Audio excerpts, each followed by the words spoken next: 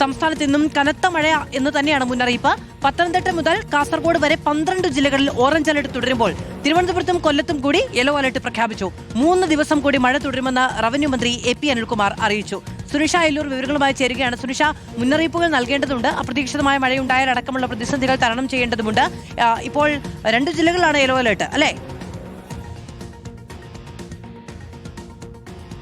അതെ മധു, നിലവിലേതായാലും മഴയുടെ തീവ്രത കുറയുന്നുണ്ട് എന്നുള്ളതാണ് കാലാവസ്ഥാ കേന്ദ്രം പറയുന്നത്. പക്ഷെ അടുത്ത മണിക്കൂറിൽ ഒറ്റപ്പെട്ട ശക്തമായ മഴയ്ക്കുള്ള സാധ്യതയുണ്ട്. ഒപ്പം തന്നെ അടുത്ത 3 ദിവസം കൂടി ഇതേ രീതിയിൽ മഴ തുടരുമെന്നുള്ളൊരു മുന്നറിയിപ്പ് കാലാവസ്ഥാ കേന്ദ്രം നിലവിൽ നൽകിയിട്ടുണ്ട് എന്നുള്ളതാണ്. ഇന്ന് 12 ജില്ലകൾക്ക് ഓറഞ്ച് അലർട്ടാണ്. അത് ഈ പറഞ്ഞതുപോലെ കാസർഗോഡ് മുതൽ പത്തനംതിട്ട വരെയുള്ള 12 ജില്ലകൾക്കാണ്. തിരുവനന്തപുരവും കൊല്ലവും യെല്ലോ അലർട്ടാണ് നൽകിയിട്ടുള്ളത്. ഏറ്റവും പ്രധാനപ്പെട്ട കാര്യം, നാളെ വടക്കൻ കേരളത്തിലും മധ്യ കേരളത്തിലും അലർട്ടുകൾ നൽകിയിട്ടുണ്ട് എന്നുള്ളതാണ്. കണ്ണൂർ, കാസർഗോഡ്, കോഴിക്കോട്, വയനാട്, മലപ്പുറം, ഒപ്പം തന്നെ ഇടുക്കി, കോട്ടയം, പത്തനംതിട്ട, ആലപ്പുഴ, എറണാകുളം ജില്ലകൾക്കാണ് നിലവിൽ. ഇങ്ങനെ 10 ജില്ലകൾക്കാണ് ഒറ്റപ്പെട്ട ശക്തമായ മഴയ്ക്കുള്ള സാധ്യതയായി യെല്ലോ അലർട്ട് പ്രഖ്യാപിച്ചിട്ടുള്ളത്. മഴ മാത്രമല്ല, ശക്തമായ കാറ്റിനുള്ള സാധ്യത കൂടി കാലാവസ്ഥാ കേന്ദ്രം പറയുന്നുണ്ട്. 50 കിലോമീറ്റർ വേഗതയിലുള്ള കാറ്റിന് സാധ്യത എന്നുള്ളതാണ്. നദികളിലെ ജലനിരപ്പ് ഇപ്പോഴും ഉയർന്ന സാഹചര്യം തന്നെയാണ്. അതുകൊണ്ട് അത്തരത്തിലുള്ള ജാഗ്രതാ നിർദ്ദേശം കൂടി നൽകുന്നുണ്ട്. ഒപ്പം തന്നെ ഉയർന്ന തിരമാലയ്ക്കുള്ള സാധ്യതയുണ്ട്. അത് പ്രധാനമായും കണ്ണൂർ, കോഴിക്കോട് തീരങ്ങളിൽ ഇന്ന് ഉയർന്ന തിരമാലയ്ക്കും കടലാക്രമണത്തിനും സാധ്യതയുണ്ട് എന്നതുകൂടി എടുത്തു പറയുന്നുണ്ട് എന്നുള്ളതാണ്. അതുകൊണ്ട് തീരദേശവാസികൾ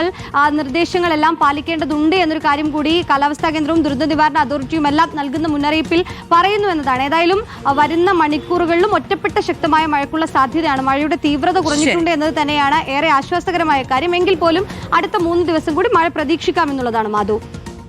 ശരി, സുനിഷ അയലൂരാണ് വിവരങ്ങൾ നൽകിയത്.